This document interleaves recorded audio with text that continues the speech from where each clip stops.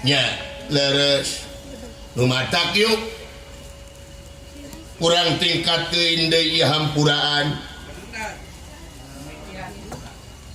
mimitian ti urang we nya timalan ulah alergi ku perbedaan da kadang-kadang pasya teh gara-gara beda paham nya udah beda-beda ku pangeran teh ieu teh ciri-ciri tanda-tanda keagungan pangeran ieu teh dibeda-beda teh supaya taharuf urang teh supaya ngahiji supaya saling kanyahokeun nya timalan ieu mah beda saeutik pamadegan silih baeudan beda saeutik pamadegan silih pikangewa beda saeutik pamadegan bidah beda saeutik keyakinan kafir gampang ngabidahkeun gampang ngakafirkeun ka batur neraka doraka asup neraka moal asup surga emangna surga teh nu Indonesia boga orang jero mana di luhur nya imbalan kade dakwah tugas jelema pikeun ngahakiman diri batur da tugasna jelema mah ngahakiman diri pribadi geura saksi kebohongan maneh ulah rek nyaksi kebohongan batur sapanjang urang nyaksi kebohongan pribadi kebohongan batur kebohongan pribadi moal kamu ya da ka itu mah ka batur mah saukur nepikeun mungkul kade ieu ai hukumna nepikeun nyalingan hukumna digugu syukur teu digugu teu nanaon ulah pipiluan amek ieu pribadi da taufik jeung hidayah mah eta mah urusan hak prerogatifna nu beng alam hakna pangeran eta mah taufik jeung hidayah mah ngan urang mah saukur nepikeun ulah pipiluan hate mah ulah pipiluan julid ulah pipiluan geuleuh nya timbalan ieu mah hampuraan teh uusuman kumaha heuh ayeuna mah di urang lolobana hampuraan teh uusuman tempo datangna Idul Fitri kakara saling hampura tempo datangna lebaran saling hampura nepi ka didramatisir Juuh cimata hujan cimata dina mangsa Idul Fitri mah boh inung ka anak boh anak ka kolot kalanceuk ngalahan jeung tatangga oge jeung nu teu wawuh oge saling hampura dina mangsa Idul Fitri mah teu boga inung jeung bapa enggeus maot init ka kuburan jarah kubur teh sagruk ceurik di dinya hujan cimata juuh cipanona lain teu meunang ngan eta kudu kitu teh ngan eta teh anu teu meunang mah ngan saukur seremonial wungkul ngan saukur di dinya wungkul poe lebaranana wungkul da buktina mah geuningan jiga nu heuh dina bulan Ramadan dina Idul Fitri mah saling hampura dina poe nanana 3 poe we tidinya pabaeud-baeud deui teh komo mitoha kami nantu mah atawa minantu kami mitoha kami nantu silih omongkeun komo minantu napi ka sabeleun mah moal cair warisan pagadagan minantu ungapoe ngan ngadepo we jeung depo ayo pagadagan minantu ungapoe ngan nguseup we jeung nguseup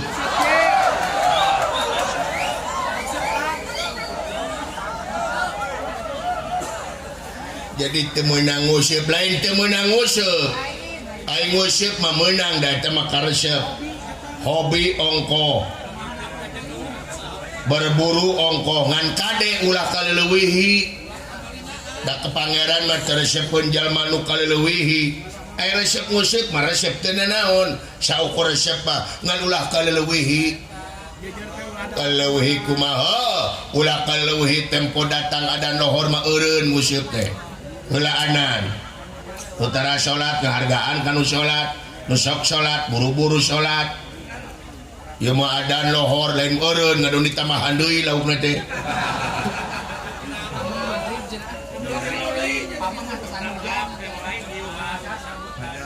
hujan angin dordar gelap lain nyingkah ngajedog gue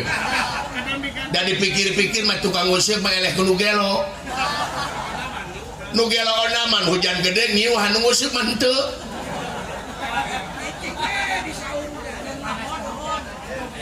kejente ngahodot aya gempa ge ngajedog gue aya linit aya gempa teh majar teh cenah dikubek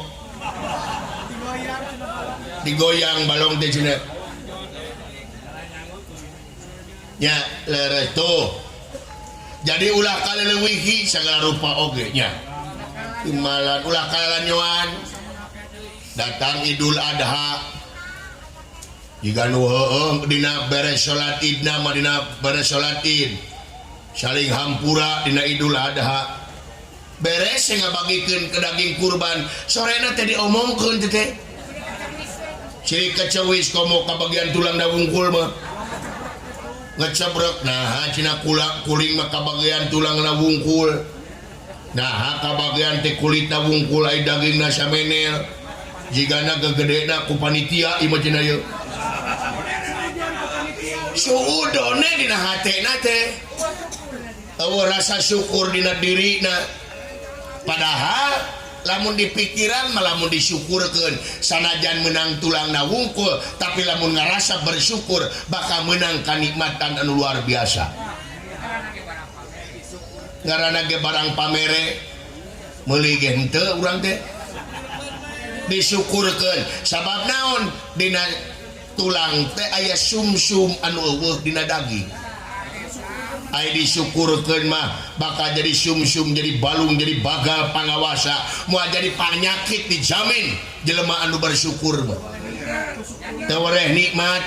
sanajan boga panyakit naon-naon oge lamun disyukurkeun mah jadi mata dahareun teh sabab ai nu bersyukur jelemana api cuk bahasa agama mah waroi apik teh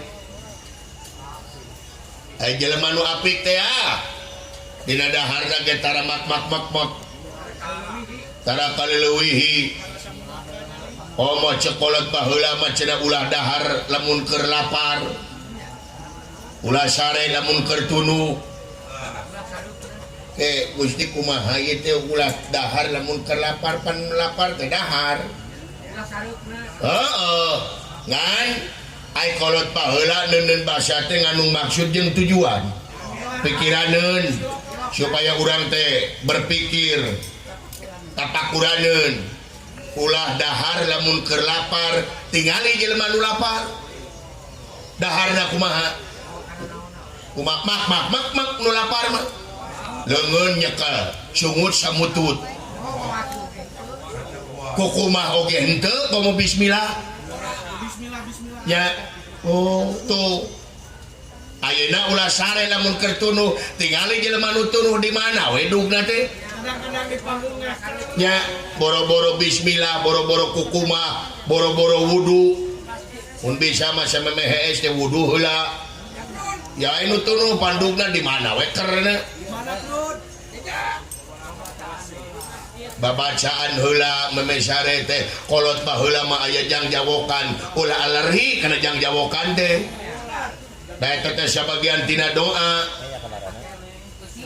eusina jang jawokanna kumaha kolot baheula samemesare teh maka jeung dug turu gulingan jati badan turu ati tanghi roh madep maring Allah la ilaha illallah tuh kolot baheula ai urang dangdik jang nyeker di mana wae sare teh sareupna ai sareupna teh sore lain sareupna teh lain sore tapi sareupna teh sadugna cokolot baheula ulah sare sareupna cenah maksudna sareupna teh sadugna teu amit-amit heula aduh Gusti nu agung nya restu tina hampuraan oge lamun bener-bener napakurana nama nya mata kudu yakin kana agama da pangeran mah maha uninga maha welastur maha asih pangeran mah naon sababna urang agama dikaurangkeun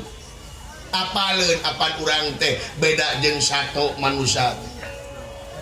bentena anjing buduk di jarian paeh nangan ukur bilatungan tapi urang manusia jabati bilatungan teh bakal panggih jeung balitungan anu perlu dipertanggungjawabkeun ke di yaumil akhir melak hade buah hade melak goreng buah goreng nya imalan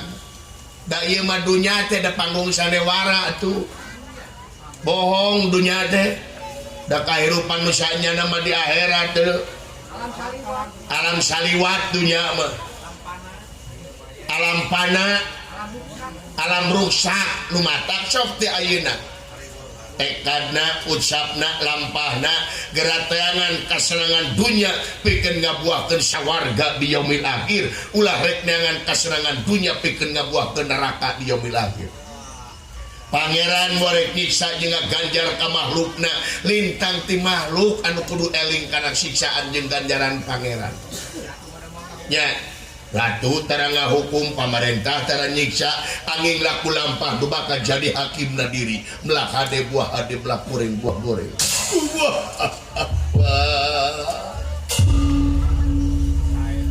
moalna naon Gusti bangsa buta ngomong kieu moalna naon urang bangsa buta ngomong kieu tah sia mah dengekeun ye pangeran menteuna ka jelema teu gumantung kana rupa jeung pangkat tapi pangeran menteuna ka jelema gumantung kana kabersihan hatena jeung gawe anu soleh nyata ngawujud pembaktian jeung pengabdian di jalan karedoan mantenna nya ya saenyana jalma nu paling mulia mungguhing anjeunna teh nyaeta jalma anu takwa Quran Al-Hujurat 13 teh oh inna akramakum indallahi atqakum tak geuning ya itu jadi hatena gawe anu soleh ngawujud pembaktian jeung pengabdian di jalan karedoan mantenna leuwih hade jadi jelema bodoh dengekeun otak teh mikir sia otak teh mikir lain kulet wae leuwih hade jadi jelema bodoh digamarkeun ku budak angon anu hina jeung tibatan urang ayeuna jadi pamimpin anu sulaya tina baya jalir tina jangjina luncal linci luncat pulang udar tina tali gadak sabab naon teu saeutik dina zaman kiwari jalma hayang jadi pamimpin teh nganyukupkeun neangan untung tina enteng neangan kasempatan tina kasempitan mukmak pribadina tanpa malire karena amanat penderitaan rakyat iya bener ya imbalan nyaah ka rakyat ulah populasan ieu mah nyaah ka rakyat teh populasan usuman tempo datangna kampanye kakaranya ka rakyat tempo datang kampanye kakara deket jeung rakyat janji we muruluk ka rakyat teh aku akan membela wong cilik aku akan membela wong lemah tapi kadang-kadang geus ngajedog jadi pamimpin teu eling ka rakyatna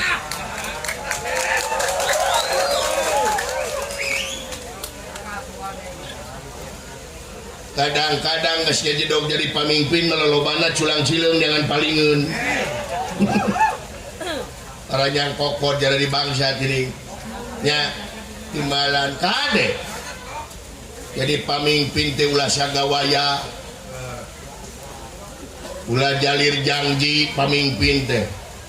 kamari dina mangsa corona apa dibekem urang teh 2 tahun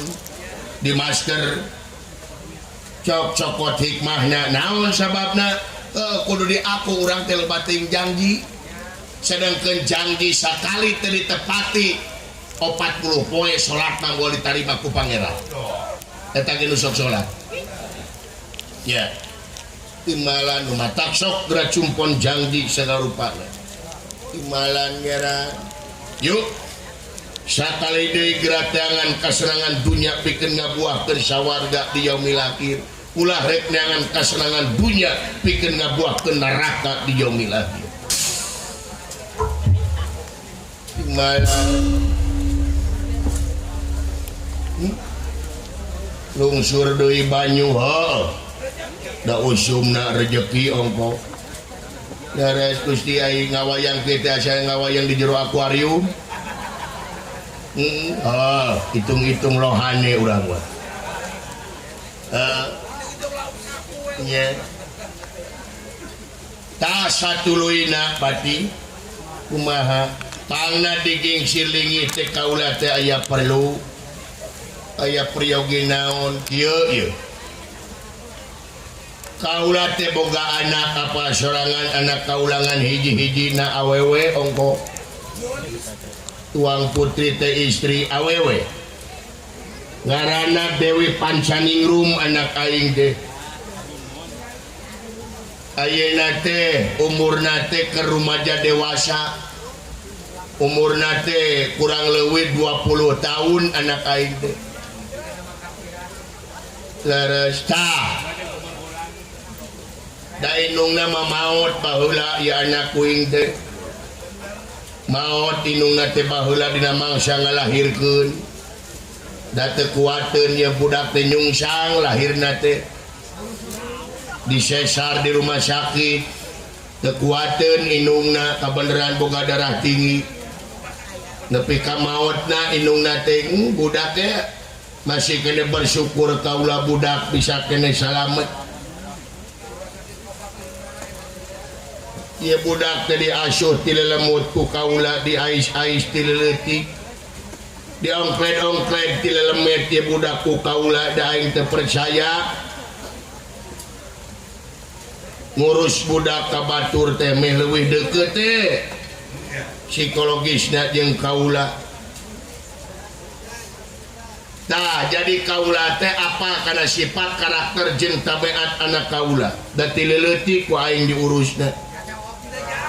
tacoo timalan ta dina rumaja dewasa ayeuna anak aing teh aya keanehan anu luar biasa aneh kumaha teuing kunaon aya nu beda di anak aing tadi nama maneh nyaho meureun anak aing teh dusun eraan anak aing teh tadi nama tapi ayeuna aneh anak aing lamun asup ka cai teh hahaleuangan di cai teh tetemangan di cai teh ini kapatamanan aya tangkakai di puihan teh bari nyanyi komo aya hujan mah heeh